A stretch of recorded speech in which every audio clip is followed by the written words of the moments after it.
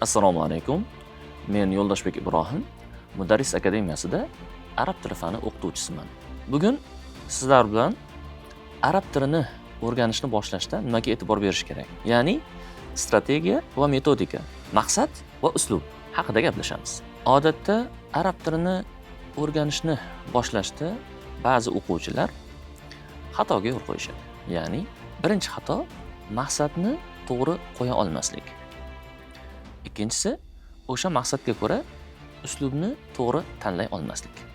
Ya'ni biz siz bilan bugun to'g'ri bilim olish va bilimni to'g'ri olish, strategiya va metodika haqida gaplashamiz.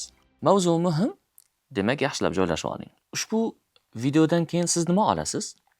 Ya'ni agar siz arab tilini o'rganishni boshlagan bo'lsangiz, ammo natija siz kutgandek ketmayotgan bo'lsa va siz bu borada turli qiyinchiliklarga, muammolarga yoki bo'lmasa demak siz tomonidan emas, balki darslik tarafdan yoki bo'lmasa siz o'qishga borayotgan ta'lim muassasasidagi metodika tomonlama muammoga duch kelayotgan bo'lsangiz, bu video aynan siz uchun va sizdagi bu boradagi savollarga javob berib o'tgan bo'lamiz. Mavzuning birinchi qismi, demak, maqsadni to'g'ri qo'yib olish. Arab tili juda katta til hisoblanadi. Ya'ni dunyo tillari orasida kattaligi, hajmi va undagi lug'atlar soni jihatidan birinchi o'rinda turadi.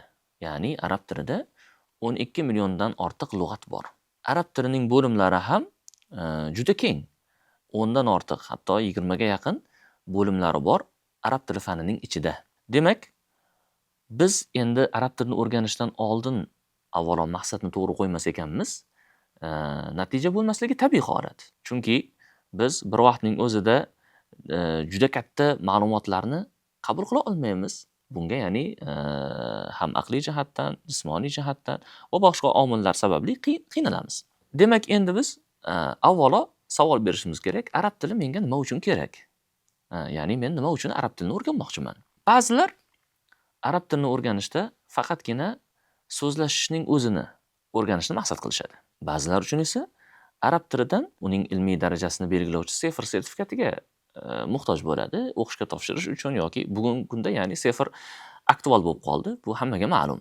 Ba'zilar esa to'g'ridan to'g'ri arab tili mutaxassisi bo'lishni maqsad qilishadi. Ya'ni arab tilida juda katta ma'lumot bazasi bor. 1000 yildan ortiq vaqt mobaynida arab tili butun dunyoda ilmiy til sifatida mavqega ega bo'lgan. Turli sohalarda tibbiyot, matematika, fizika, ximiya, tarix, jo'g'rofiya, diniy, ma'naviy manbalar. Mana bularning hammasida arab tilida demak minglab asarlar bor, qo'lyozmalar bor va hokazo. Hatto bizning o'zimizning diyorda yozilgan manbalarning ham aksariyati arab tilida. Kimdir endi arab tilini o'rganishda aynan mana shu ilmiy manbalarni mustaqil o'zi o'qib o'rganishni, tushunishni maqsad qilgan bo'lishi mumkin. Ammo biz yuqorida sanab o'tgan maqsadlar turli xil va ularga boradigan yo'l ham turli xil. Demak, muvaffaqiyatning ilk poydevori strategiya, ya'ni arab tilini o'rganishda avvalo maqsadni to'g'ri qo'yib olish. Avvalo arab tilini biz yo'nalishlarga yoki bo'lmasa turlarga bo'lib olamiz. Birinchisi klassik arab tili, ya'ni mumtoz arab tili desak ham bo'laveradi biz uni. Bu mumtoz arab tili 1000 yildan ortiq vaqt mobaynida dunyo maydonida ilmiy til vazifasini bajarib kelgan til hisoblanadi.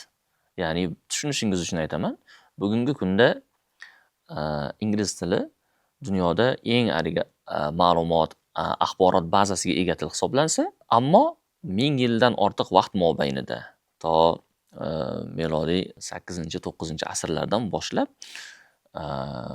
melodiy 19-20 asrlarga qadar, hatto ingliz tili demak aktual bo'lib chiqqunga qadar ilmiy til vazifasini arab tili bajargan.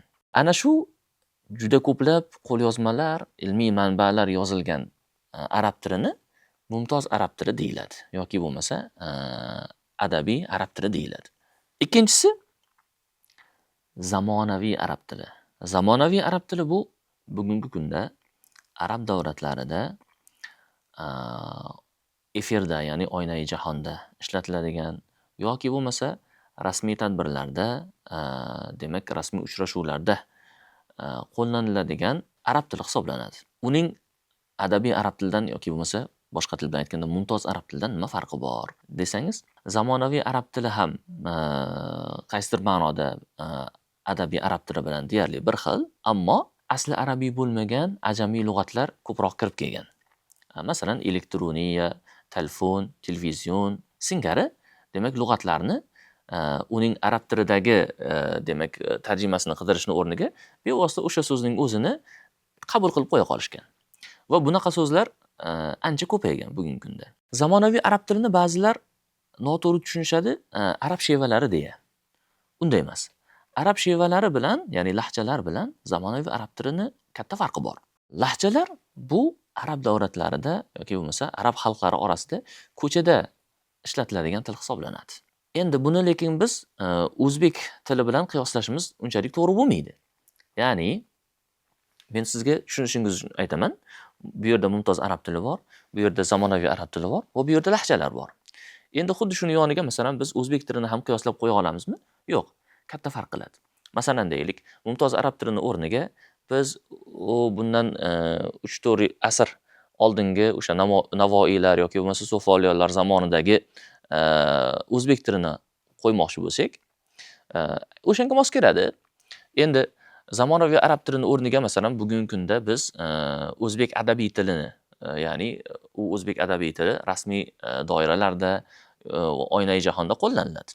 Uni qo'ymoqchi bo'lsak va bu yog'iga esa o'zbek tilidagi shevalarni, masalan Buxoro shevasidir, Toshkent shevasidir, Vodiy shevasidir masalan. Shevalarni qo'ymoqchi bo'lsak, ikkalasini xuddi shu shaklda qiyoslay olamizmi? Yo'q. Chunki nimaga desa, o'zbek tilida mana bu bugungi kundagi badiiy o'zbek tili bilan, ya'ni adabiy o'zbek tili bilan shevalar orasida katta farq yo'q.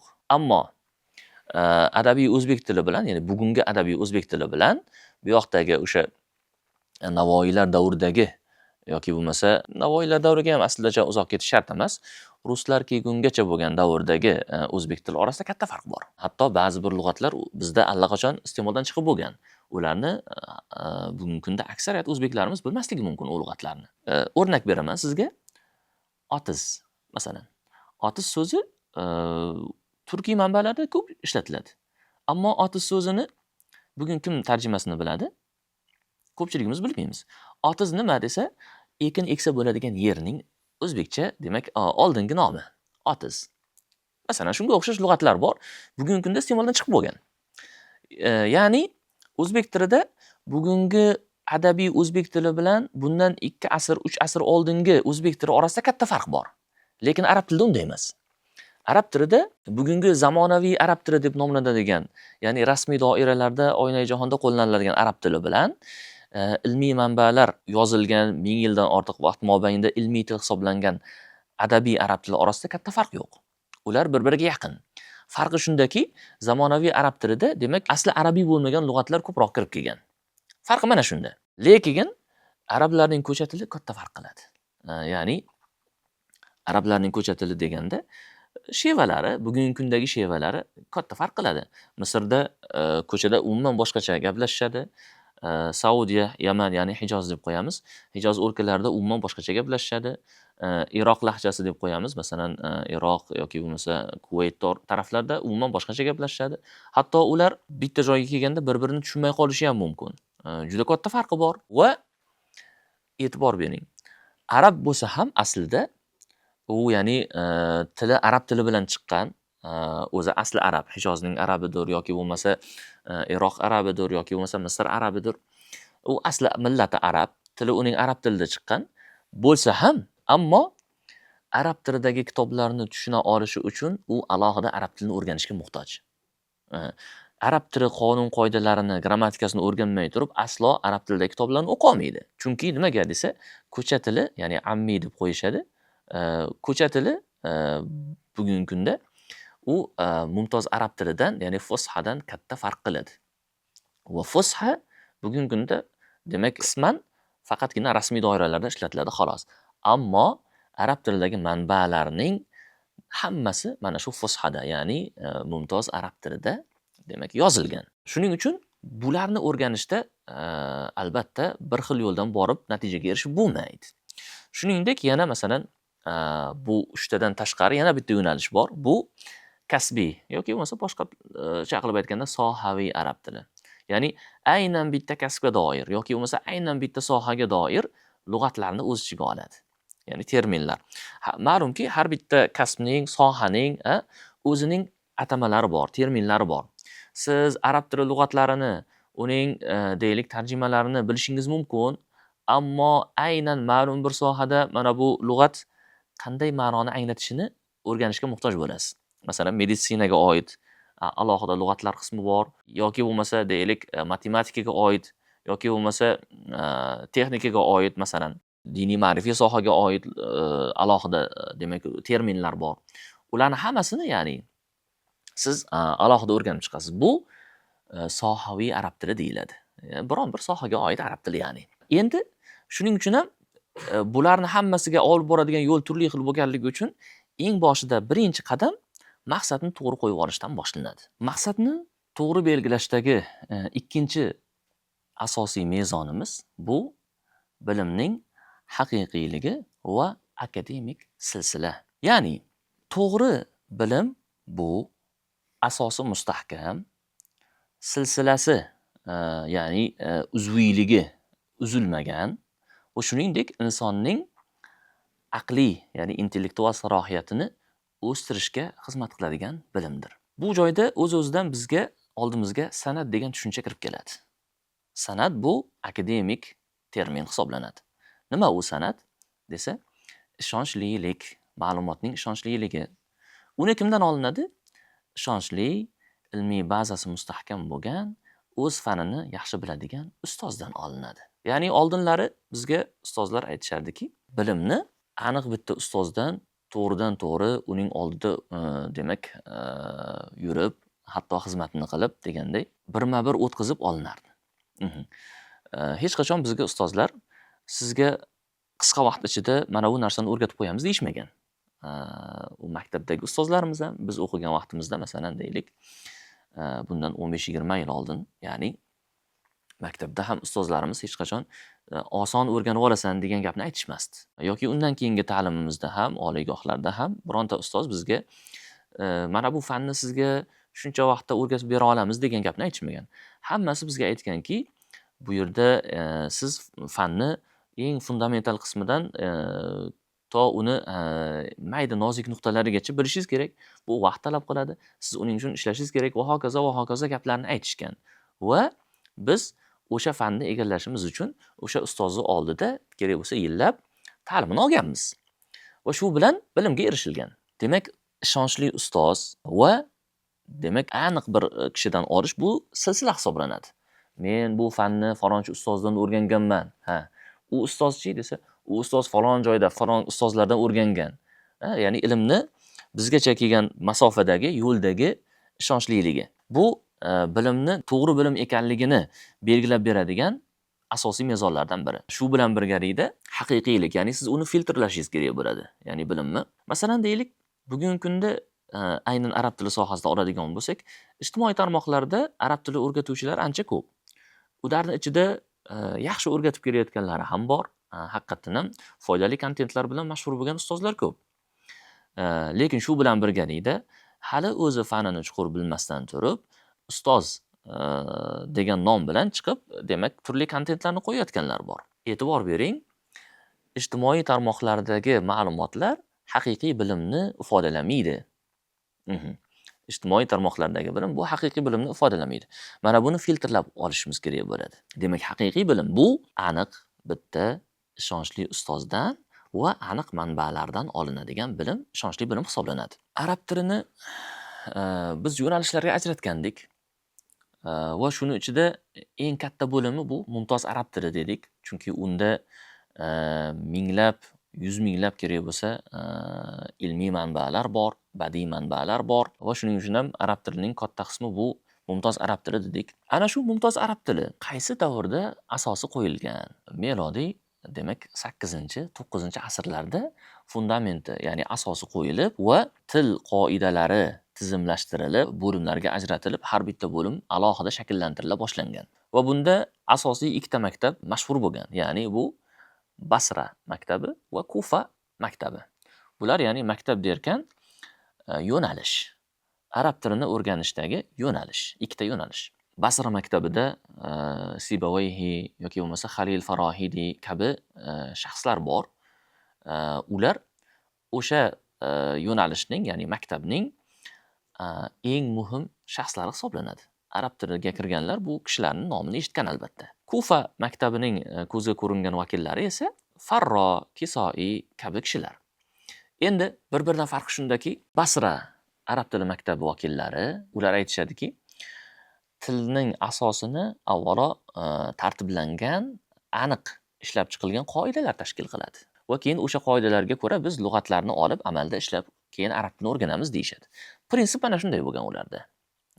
Avval ya'ni qoidani, tilning strukturaviy tuzilishini yaxshi egallashgan, keyin uni arabiy lug'atlar, arab tilidagi badiiy manbalar, ulardan foydalanib, ya'ni amaliy ishlash orqali to'ldirishgan. Kufa maktabi esa umuman teskari shaklda ketishgan yo'nalishlari, ya'ni ularga ko'ra esa og'zaki nutq asos hisoblanadi tilda. Ya'ni og'zaki nutq. Ularda arablarning nutqi tilning asosini belgilab beruvchi omil hisoblangan.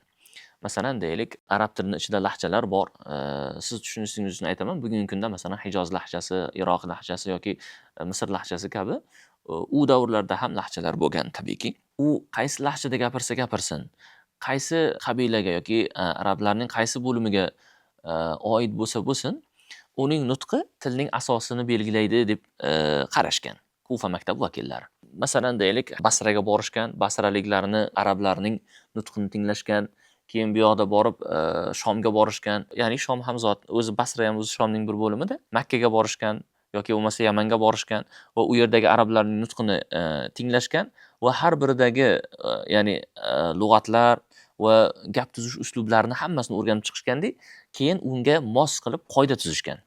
Demak, Kufa maktabi mana shunday. Va bu ikkita maktabni keyinchalik Bag'dod maktabi deya birlashtirishgan va bugungi kunda mumtoz arab tili qonun qoidalari aynan mana shu ikkita maktab asosida, ya'ni tuzilgan va mukammal holatga kelgan. Ya'ni bugungi kundagi arab tili grammatikasining nahv, sarf, balog'at va hokazo hamma bo'limlar. Ularning hammasining asosi aynan mana shu Kufa va Basra maktabining birlashuvi natijasida paydo bo'lgan deyishimiz mumkin. Qisqa xulosa, arab tili ta'limida samaradorlikka erishish uchun birinchi qadamimiz bu maqsadni to'g'ri qo'ya olish.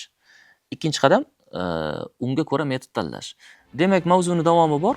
Uni o'tkazib yubormaslik uchun sahifalarimizga obuna bo'ling va arab tilini malakali ustozlardan sifatli o'rganishni xohlasangiz, Mudarris akademiyasiga murojaat qiling.